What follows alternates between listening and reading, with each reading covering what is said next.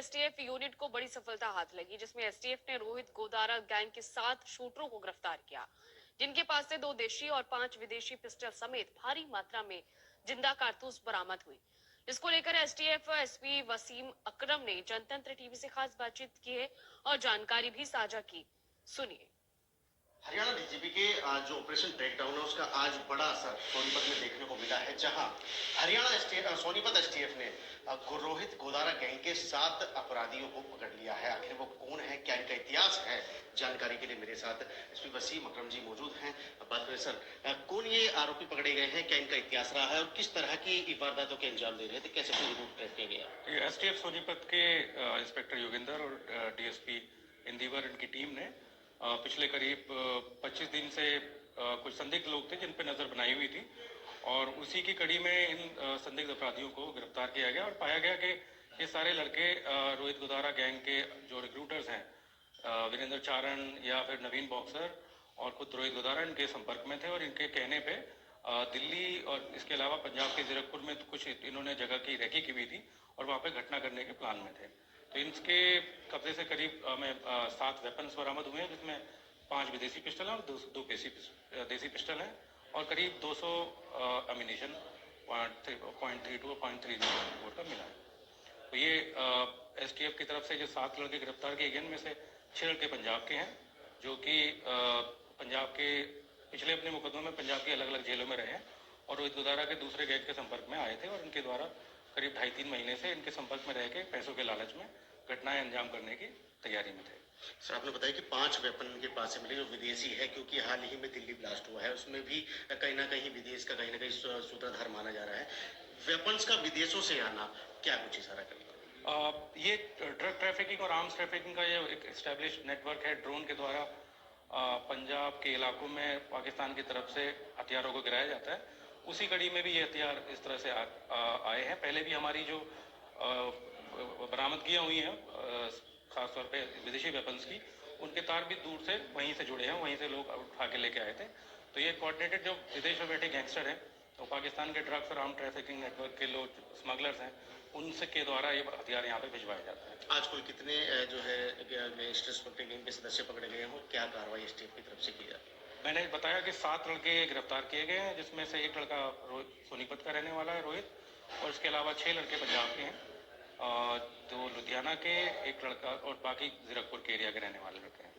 क्या ग्रुप के age group क्या रहेगा इनका? इसमें 25 साल से लेकर 35 साल के एज ग्रुप के अलग अलग लड़के हैं, जिनको आज गिरफ्तार किया गया। मूलतः जेल से आने के बाद ये ज़्यादातर बेरोजगारी थे और 2.5-3 महीने से वीरेंद्र चारण और रोहित गोदारा और नवीन बॉक्सर के संपर्क में। गैंगस्टर्स जो है युवाओं को टारगेट कर रहे हैं, क्या कहना चाहेंगे गैंगस्टर्स के लिए? आपके लिए 2 टूक के लिए पुलिस की जो जैसे हरियाणा पुलिस हो, दिल्ली पुलिस हो या पंजाब पुलिस हो, इन गैंग्स की जहाँ जहाँ सक्रियता है, वहाँ की पुलिस यूनिट्स की इन्वेस्टिगेटिव कैपेबिलिटीज काफ़ी इम्प्रूव हुई हैं, और पिछले दिनों में इनके गैंगस्टर्स की हथियारों की रिकवरी और इनके सहयोगियों की और गैंग के मेंबर्स की बहुत बड़े लेवल पे गिरफ्तारियां हुई हैं।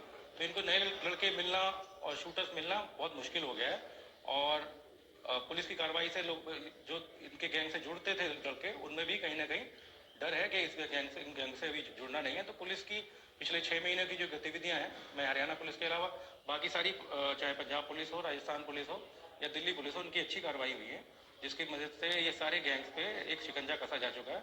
अभी मुख्य चुनौती ये है कि जो विदेश में बैठे गैंगस्टर हैं, वो कहाँ पे हैं, कौन से देश में है, वो लोकेट करना और लोकेट करा के उनकी गिरफ्तारी करा के इंडिया वापस लाना, ये हमारे लिए मुख्य चुनौती है। बाकी इस गैंग से जुड़े हुए जो नेटवर्क है, उसको लगातार ध्वस्त करने के लिए कार्रवाई चल रही है। ऑपरेशन ट्रैकडाउन, जैसे कि नाम से ही ट्रैक करना है, अभी तक एसटीएफ की रडार पर कितने और ऐसे खुकार अपराधी हैं या फिर गैंगस्टर जिसको अभी पकड़ना बाकी है?